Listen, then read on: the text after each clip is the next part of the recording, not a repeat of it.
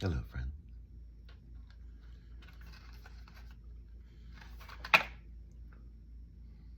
Hello, friends.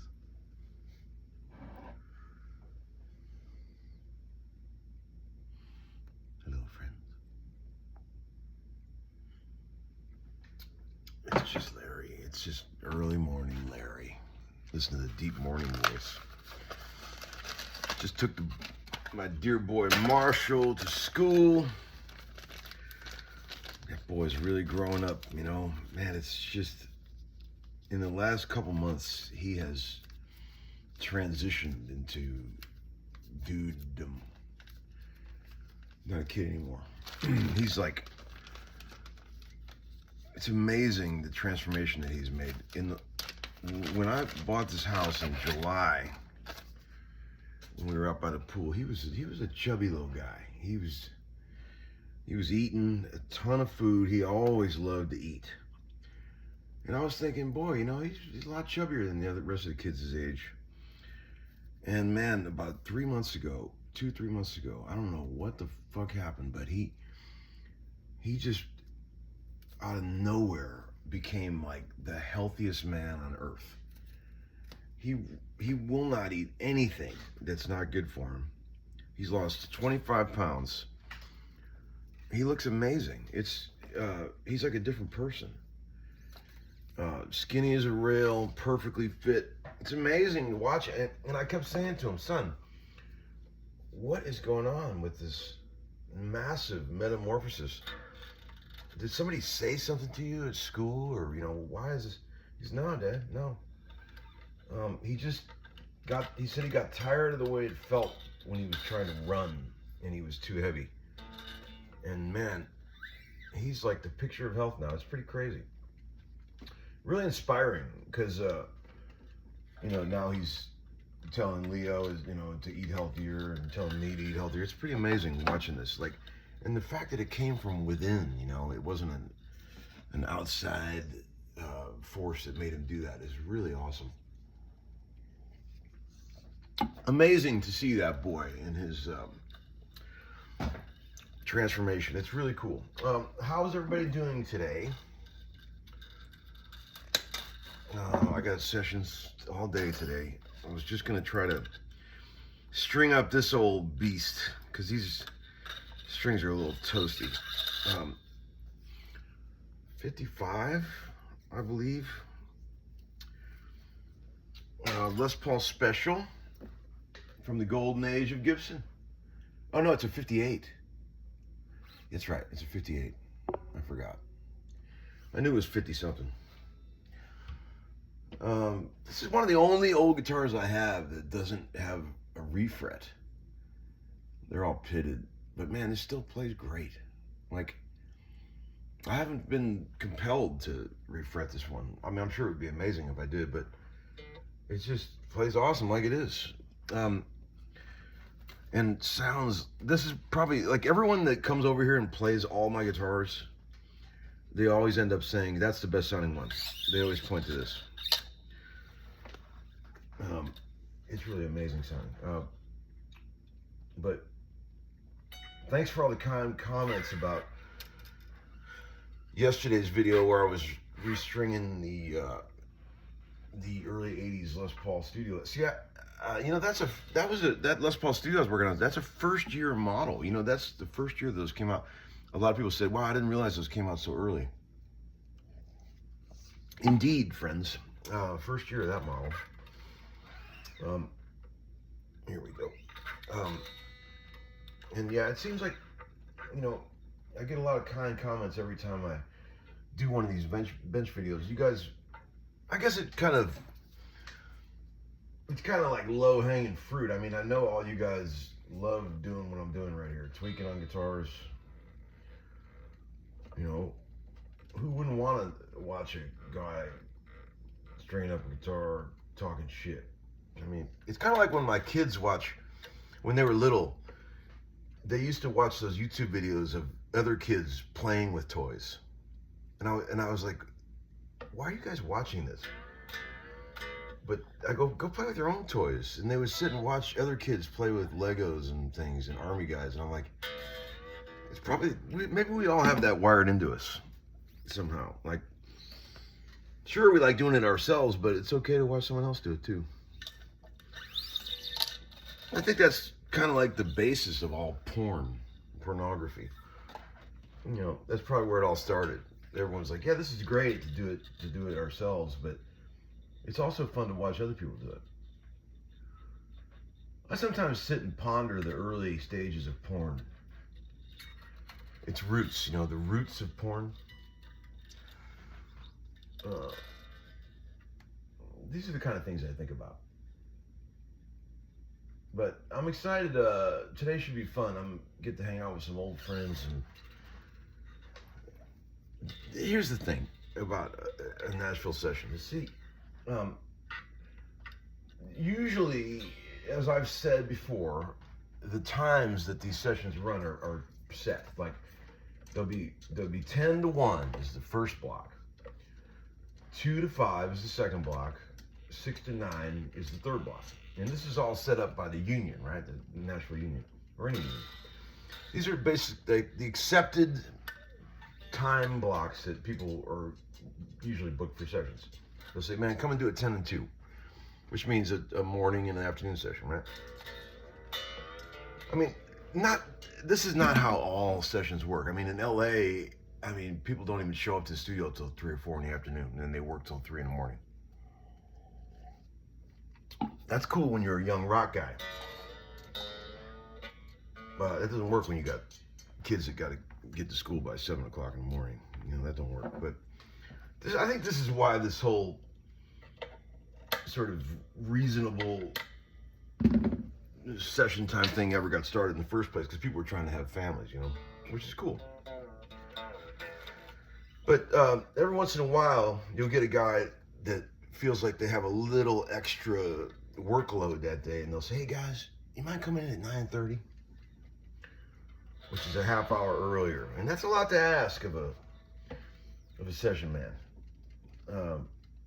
Especially when the mornings are busy getting kids to school. And see, I already got my kids to school, and what I was looking to do is just have a nice relaxing morning video session. So now I gotta rush that to get to a 9:30 session. See, I know these are very small problems. It's dumb to even talk about it, but I don't really like doing 9:30 sessions. I consider it an imposition on my time. Yes, I'm a bit of a diva. Sorry, guys. I got some hot VCB raging over here that I'd like to get into. Here, let me get the old iPad cooking.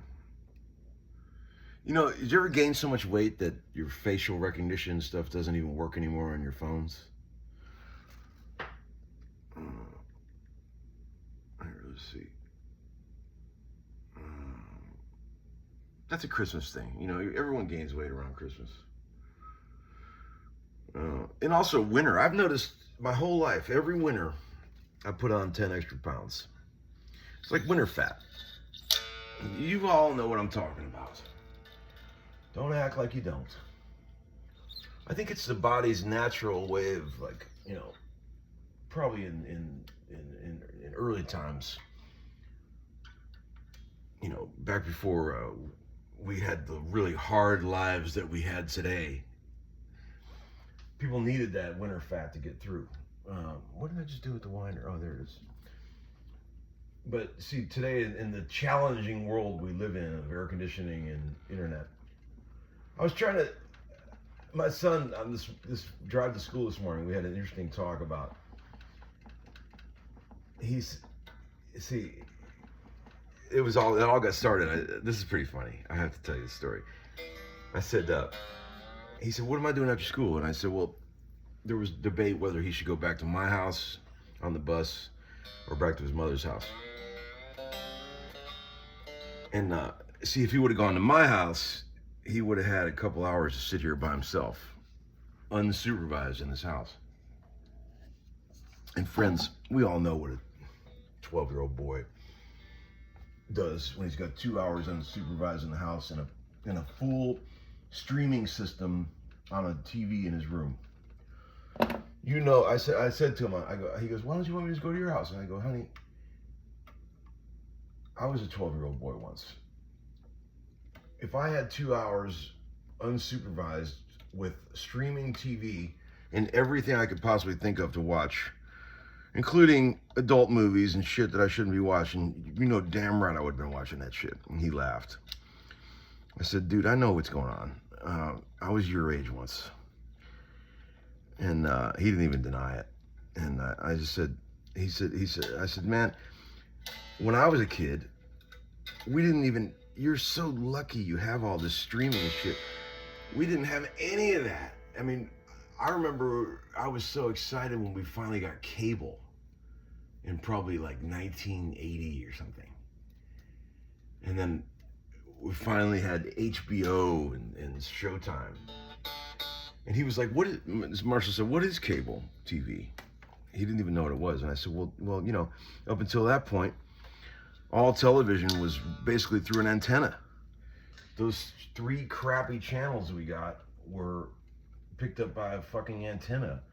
And the first hardwired, you know, sort of service that you would get for television was called cable. And you were somebody if you had it.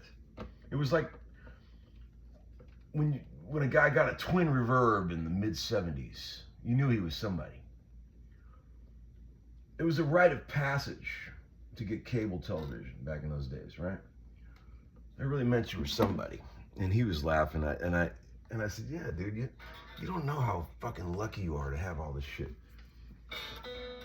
It's amazing how spoiled we all are. And I don't know if we appreciate it enough. I'm not gonna go down that road and be that guy today, but yeah, these frets are pretty knackered. I think it's time for a fret job on this. If anybody out, here's another totally unrelated thing. I have got a fucking shit ton of road cases, old touring road cases that are sitting in a garage. And if anybody out there wants to help Uncle Larry, I will pay them handsomely to get rid of these cases. My fantasy is that someone would come here in a truck, take all these cases away, sell them off for reasonable prices, and then later on hand me a check. I know this is a lot to ask in this world. Road cases are really expensive to buy when you need them, especially brand new, and then when you go to sell them, nobody wants to give you anything for them. Like, you'll spend $1,500 on a custom case, and then when it's time to sell it, you can't find anybody to give you $200 for it. It's almost as bad of an investment as a new car.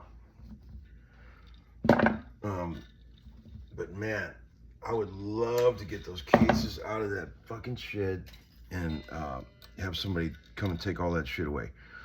If any of you young bucks out there want to get involved in the road case business with Uncle Larry, let me know. And I can also give you the numbers of several friends who could gladly offload all their cases too. Our touring days are behind us, friends. I mean, I might do some gigs this summer. I was chatting with a friend, but I think all the guys my age are kind of done with that shit. It's been a great run, friends. The touring thing, yeah, it's been great. But I just want to stay home. You know, stay home and make videos for my fellow homeschoolers and rock and roll enthusiasts. Let's get into some more shit. Fuck, man. Let's get the BCB going here. I gotta answer a few questions. Every time I do this, I have to re-log in. I'm sorry. It's so dumb. Okay. All right. Let's see. One guy said, post-football depression is real and it sucks, but we'll make it through, Unc. Man, you ain't kidding, man. I hate it when the season ends. I don't even like it when the playoffs start because you just know the season's coming to an end. Like when the first week when there's no Monday Night Football, that really hurts. A lot of people said the intro bit, the hello friends thing, never gets old. It cracks me up every time. Thanks. I'm glad you guys like it. One guy said, "What's your favorite Styx song?" I don't have one, he said. Favorite Styx song? You know, I'm not gonna lie to you. It's a bit of a guilty pleasure because I know a lot of people like to talk shit about Styx. But when I was a young man in junior high school, I thought Come Sailing Away was the absolute shit. I remember we had it on a mixtape that we used to listen to, me and my friends. We would have these crazy parties and we would make custom mixtapes of all of our favorite songs of the day. And Come Sail Away was proudly featured on those mixtapes. We all would get very sentimental in that very beginning bit when he says, "I'm sailing away." We would all get teary-eyed and sentimental while we were drinking our keg beer. I'm gonna be honest, I don't listen to Styx anymore. But favorite Styx song, shit, probably that one.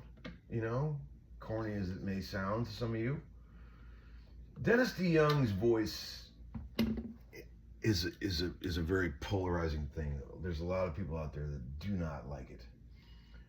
I mean, the rock side of Styx was pretty cool with JY and Tommy Shaw. You know, he makes pickups. But a lot of people were turned off by the sort of loungy aspects of Dennis DeYoung's heavily vibratoed vocalizations. I wonder what Dennis DeYoung's doing these days. Probably a nice enough fella, I bet. Tommy Shaw, I see him around Nashville every now and then. He's around here. I know he lives here, I think he bought a building in Berry Hill that's a studio, but I haven't seen him open it or anything. Probably a lovely guy. Love to meet him someday. Let's see, what else we got? A lot of people agree with me on the 2025 being weird. I don't know. Let's see. Let us pray that it's not.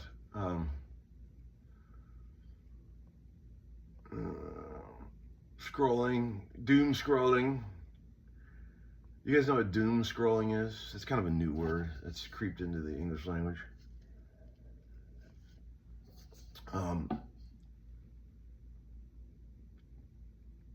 One guy said, "See, the shit you working on the nut is priceless. I could watch the video with the sound off and I would still learn a thing or two. Cheers." Yeah, that, man, you know, I'm not qualified to make like a real video about this, the nut of a guitar, but man, I'm telling you, man, that is where it's all at in terms of making a guitar right. If your guitar is acting all the shit, like I said yesterday, it makes me cringe when people say Gibsons don't stay in tune as good as Fenders. It is absolutely not true. When a guitar is set up properly by someone that knows what the fuck they're doing, it'll stay in tune as good as any other guitar.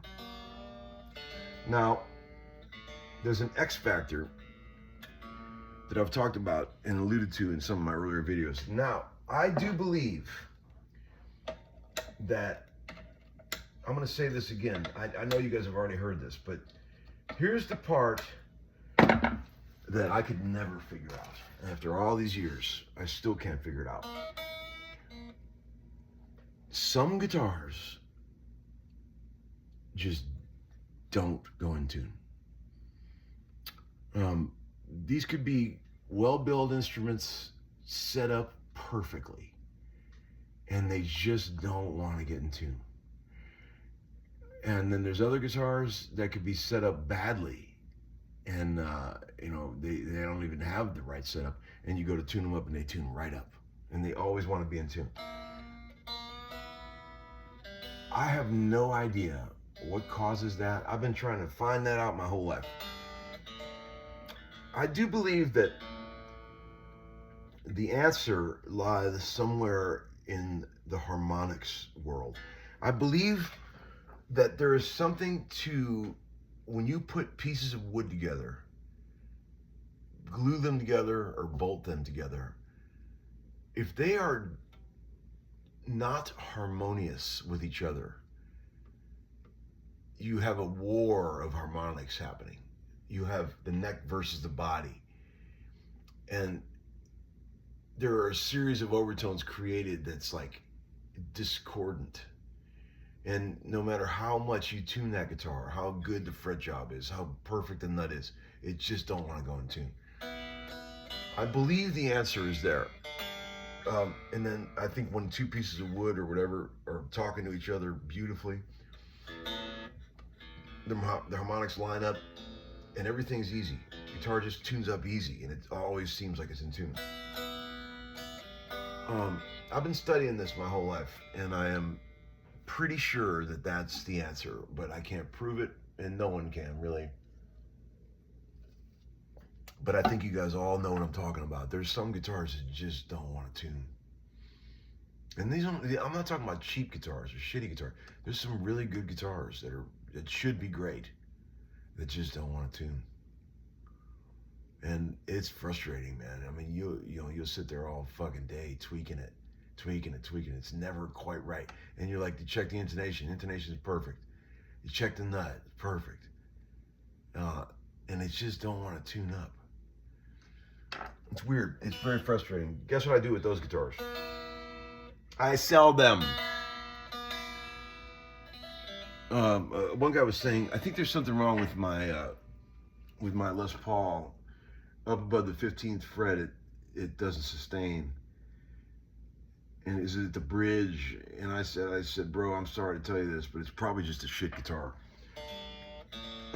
Yes, there are a few factors that can affect the guitar sustain, but 99% of the time, if a guitar just doesn't sustain, it ain't never gonna sustain.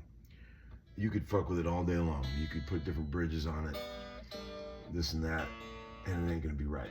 I think it just is what it is. And guess what I do with those guitars?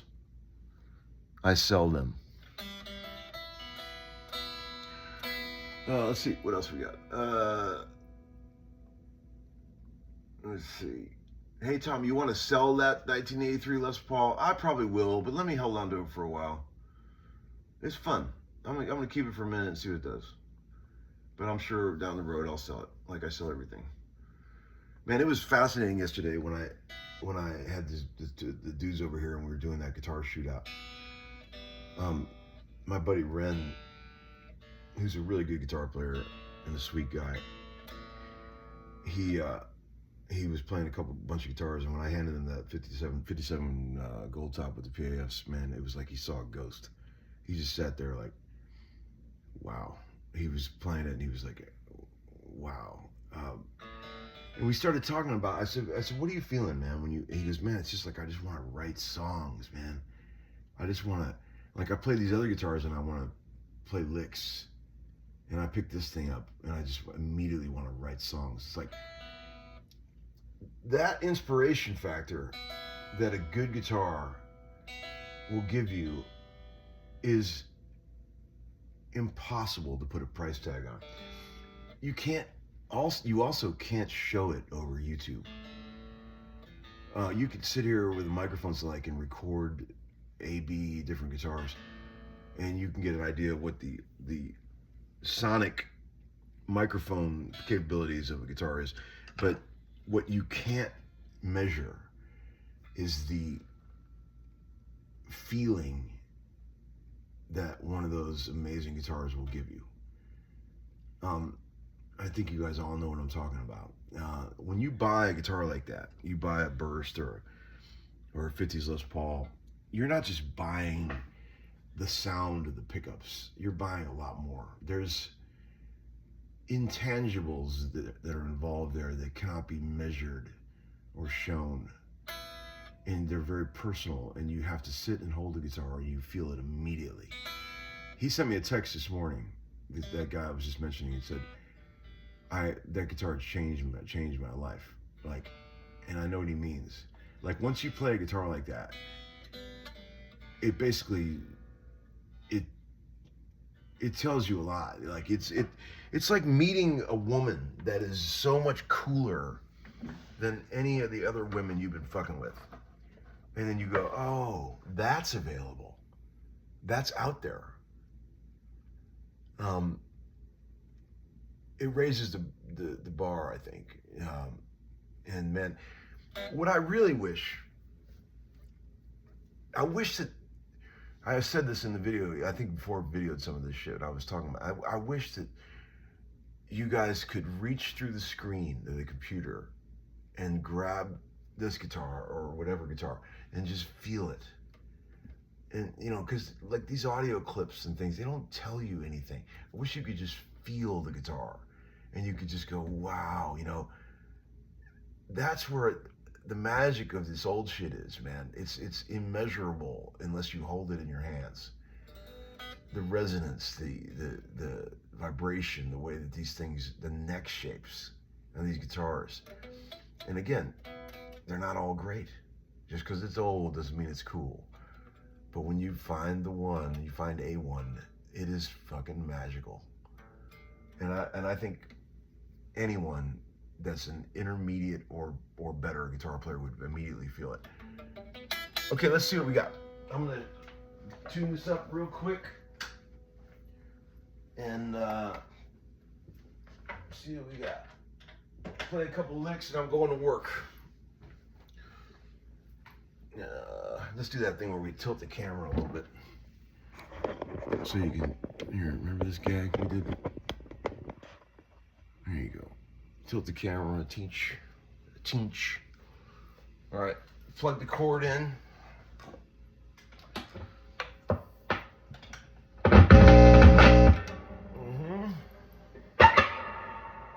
No verb.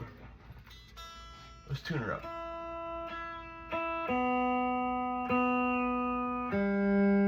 I got pretty close by ear.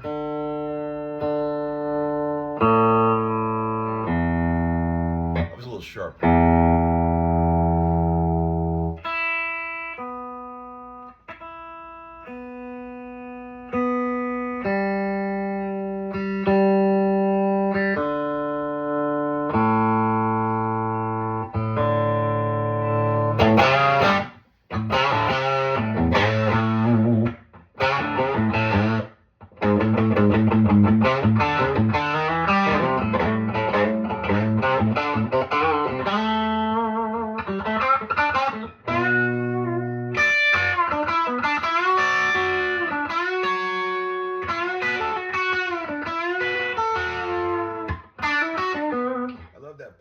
At the end of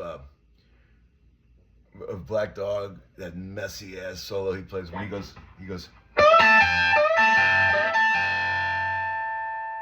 the blues like, but holds all three down.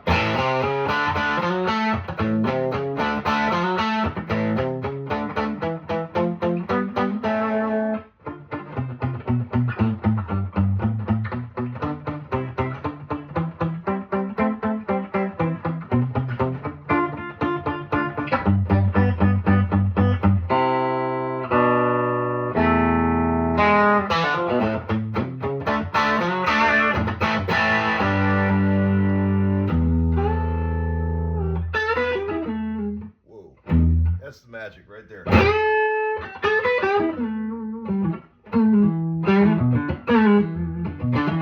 How about this? Instead of put the major third.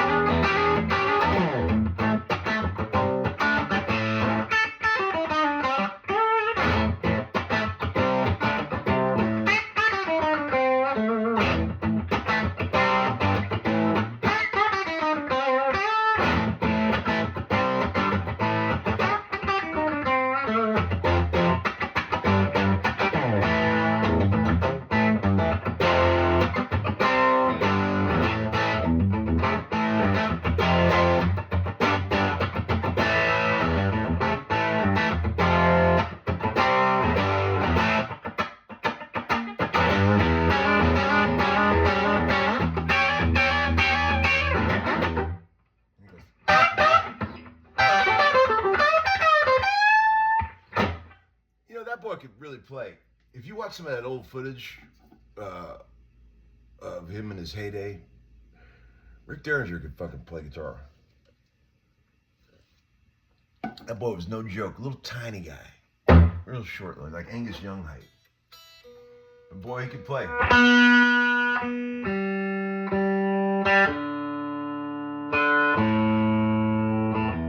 always thought that was such a cool name, too. Rick Derringer.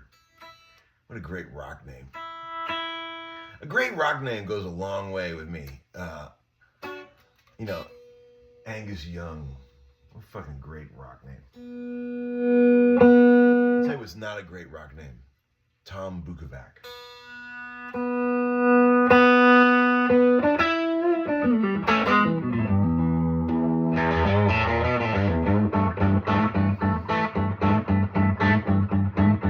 Here's one. What keys in? Like, let's see. How do I do that? I'm gonna tune now.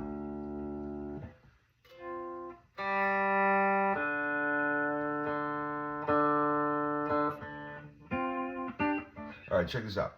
See if we can name this song. Old one. You get extra credit for this one.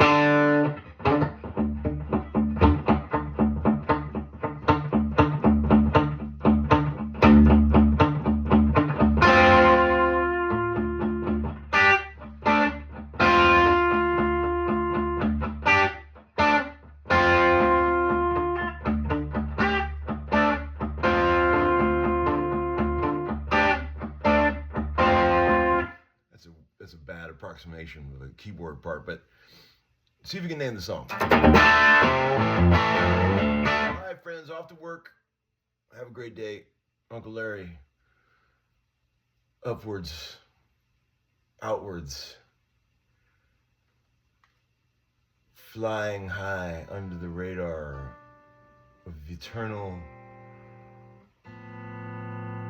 wandering soul of Icarus.